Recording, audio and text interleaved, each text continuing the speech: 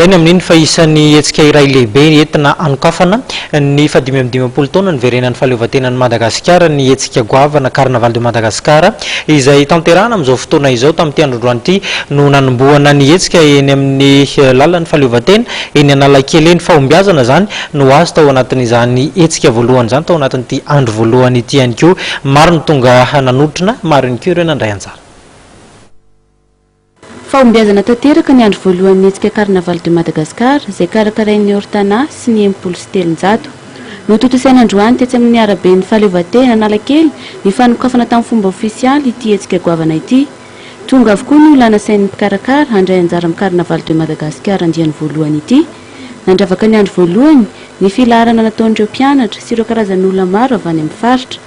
Nisy ny trano eva maro nentina nampiratiana ireo karazana asa tanana sy vokatra mampiavaka ny faritra misy 20 eto Madagascar. Samy nanao fanaminana mampiavaka azy ihany koa ireo olona avy any amin'ny faritra samihafa nanao filaharana ny hodidina ny araben'ny fahaleovantena. Carnaval de Madagascar moa dia misokatra tokoa ary tonga daholo ireo nasaina. Totosa daholo zany ny pitsopitsona rehetra.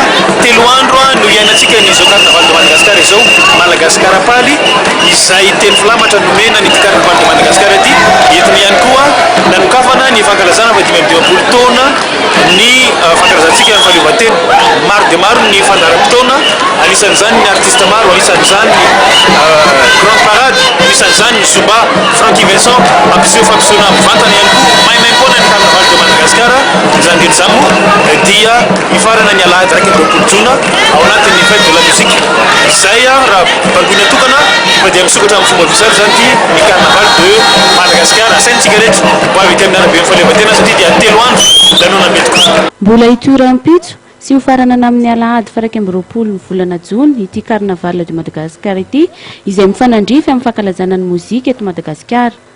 Tanjon'ny hetsika ny sitona mpizahatany entina ampiroborobo ny sehatra ny fizahantany eto Madagasikara.